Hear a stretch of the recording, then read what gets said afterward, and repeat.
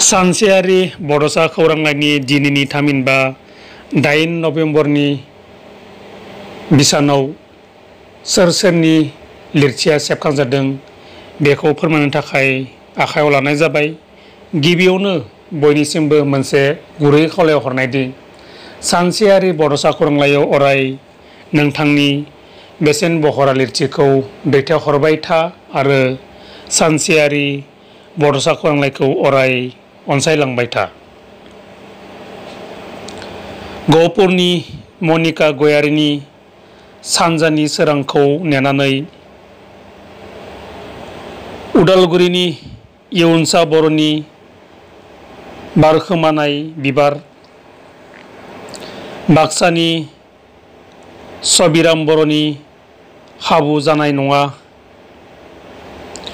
सनितपुरनि प्रदीप रामसियारिनि आबिरा आंनि फुं आरो मोनाबिलिनि गुसु बार,